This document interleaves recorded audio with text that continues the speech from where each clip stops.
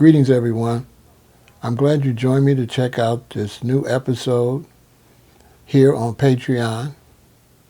I had the pleasure of interviewing a man by the name of Lawrence Craig that was born in the city of Chicago in 1948.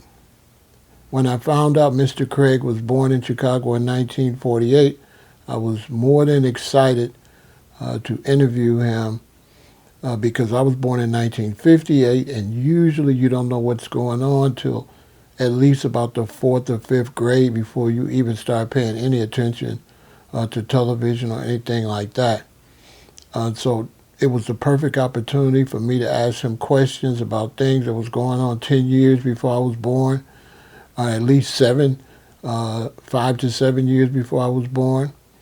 And it was really some good information I got from him, because not only would he be able to tell me what's going on by the time he gets 5 years old, which is like 1953, but he would also be a young adult while I'm still a child. So I would be able to get information about what it's like being an adult while I was still in grade school and high school. So sit back, chill out, and enjoy what Mr. Craig is going to bring to you. My name is Lawrence Craig. I was born in 1948 in Chicago, Illinois.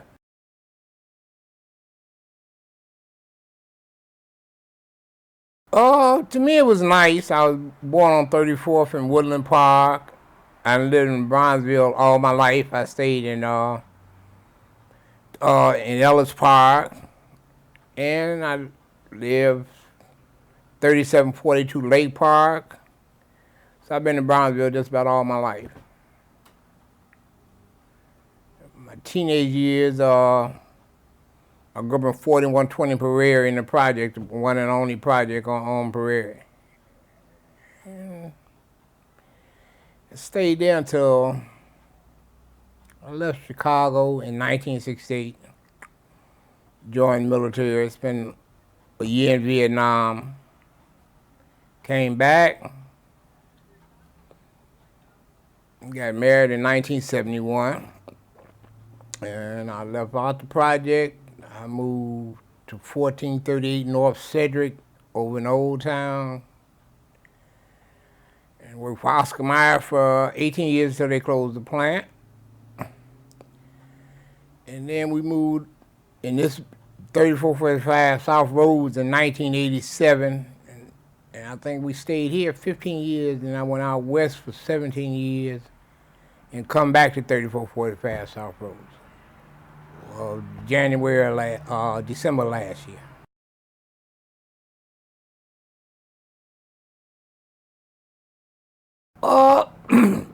Like I say, basically we controlled everything in our neighborhoods. A lot, like I said, I grew up down here. All our business was black. And the changes I see, I think civil rights was the worst thing that happened to black peoples. For this reason, I think we should ask for equal rights instead of civil rights. After we got civil rights, all our money left our community. All our doctors, lawyers, and teachers left our community. So now we don't own anything in our communities.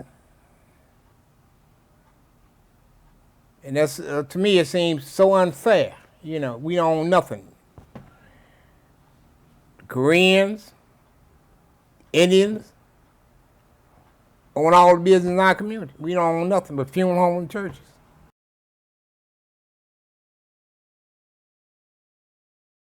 Monroe, Louisiana.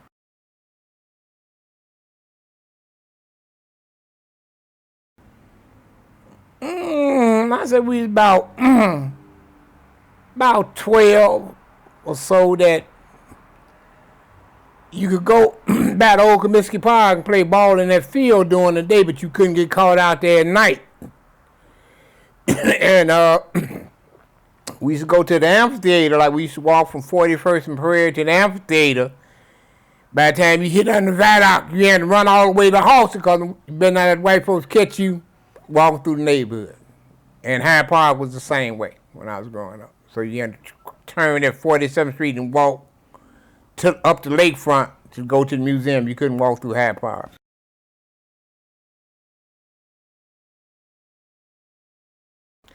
Congressman Dawson was the largest black politician in Chicago. And he stayed at 37th on Lake Park. His house is still over there now. But he was the largest black politician in Chicago during that time.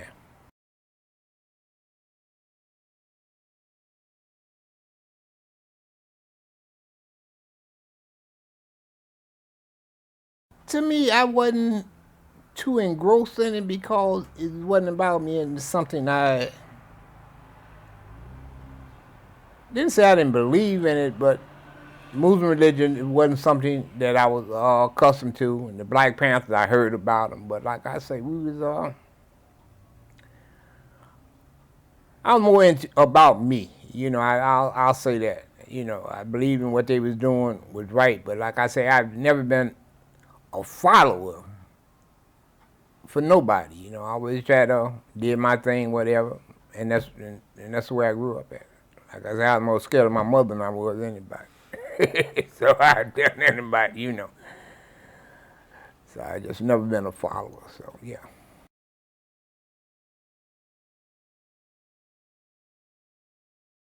I think the gang situation came about. The Blackstone Rangers came to power. I think I maybe been about when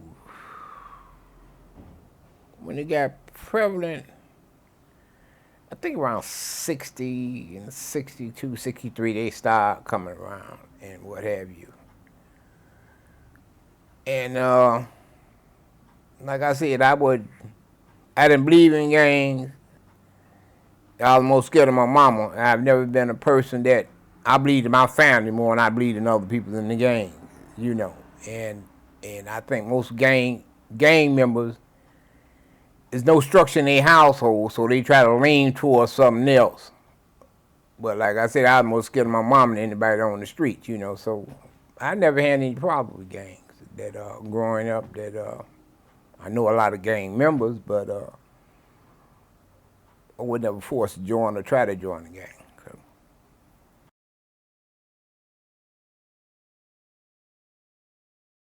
It's worse than ever now.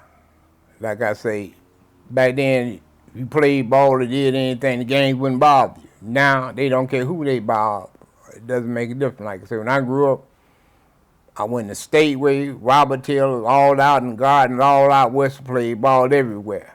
Now, most of these kids can't go within 3-block radius of their house. They're scared. It's crazy. It's unreal. Like I said, I've been traveling to the city of Chicago since I was 7 years old. I go any place I wanted to go in the city and never had any problem. But now, you can't walk across the street. It's crazy.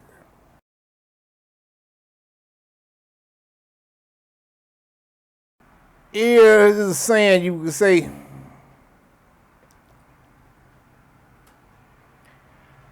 every day you know whether you die, but you had a lot of good times, you had a lot of bad times.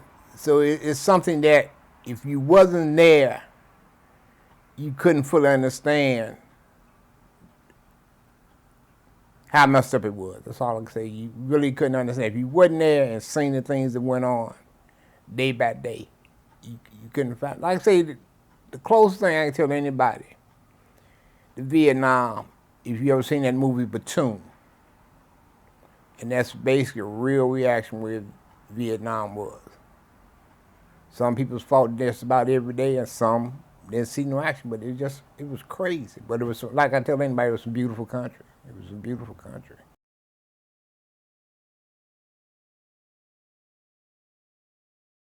Well, Ho Chi Minh said a long time, told the black people, y'all go home, this is not y'all war.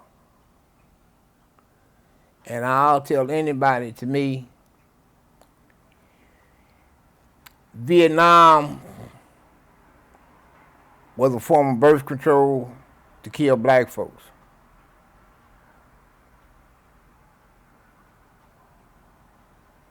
It was a war they didn't want to win, but people back then you can have plenty of jobs and you can have a bunch of jobs. So to me, it was a war about money. wasn't about trying to save nobody. It was just about money. And that's it.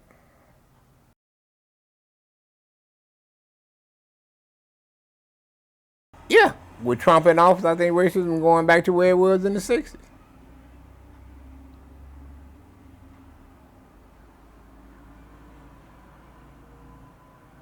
Sad to say, you know.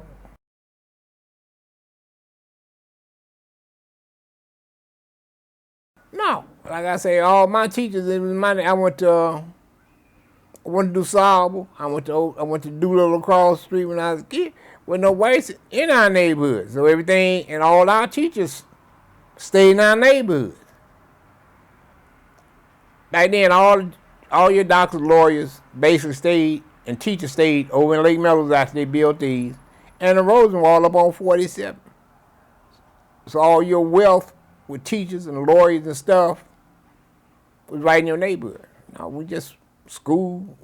Everybody black in the neighborhood. That's where we went to school at. No, I ain't never had to fight to go to school. Like I say, you would enjoy growing up down here, like I say.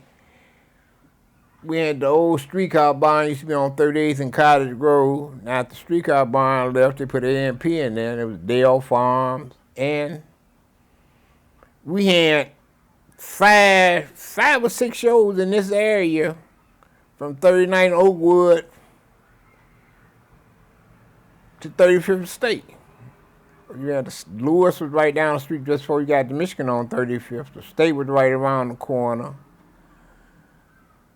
Then you had it was a show right here at 40th and King Drive.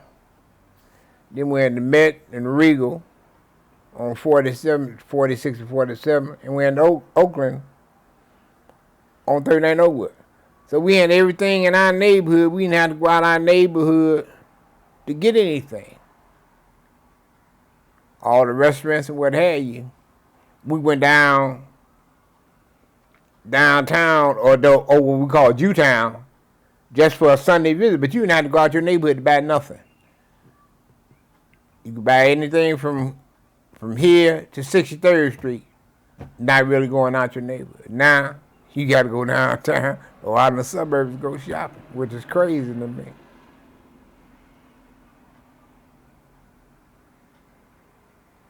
So we lost a lot with civil rights. So.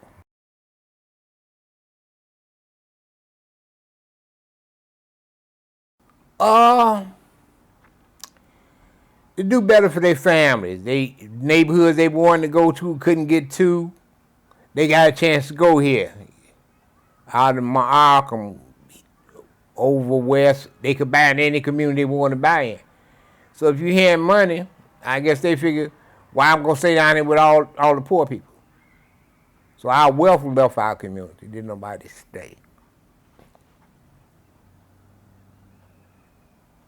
And then the Koreans came in. That's the reason it is the way it is now. All our wealth left out of our community.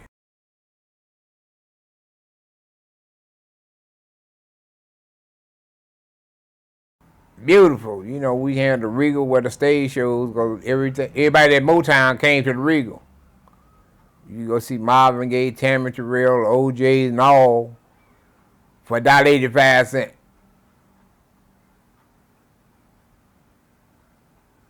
You in the Grand Ballroom out on 63rd with Ann concerts and what have you. And then in the late 60s, they used to come in, jazz musician used to be back in the Hill. Francisco people converted the alley. And the jazz musician come by and gave free sets in the back alley because everybody converted their thing. So it was nice. The music scene was great, yeah. Yeah, you know, like Sam Cooke come out this neighborhood. And Marla Gibbs that played in Justice, she come out 39 Oakwood. And Mary Mitchell, the wife of Sometimes, she came out from Darrell Holmes on 39th Street. So it was a lot of good people, a lot of famous people came out. It was great living in this community. You couldn't beat it. Whoa, that was rough. I had so many questions. I could have kept going, but I didn't want to, intrude on his time. One thing I did learn is that it's amazing how everybody's story changes depending on when they're born, where they live at. It's quite interesting. One of the things I noticed is that me being born in 1958 and living out on the far south side of Chicago, the older boys out where we lived at had to fight to go to school.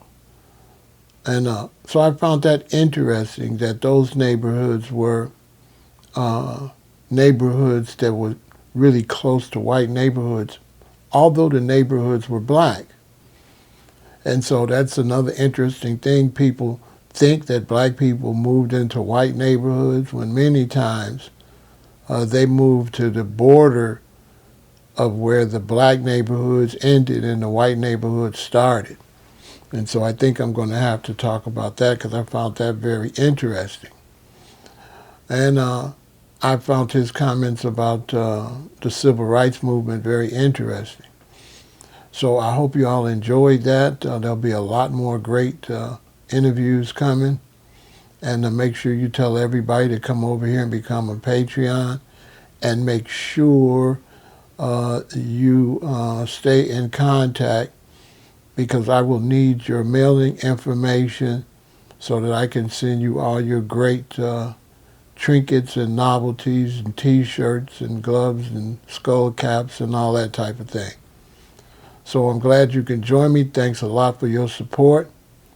Much love to all you kings and queens, all you gods and goddesses, all you lords and lordesses, and all you musicians and cooks and teachers and firemen and basic nice people around the planet.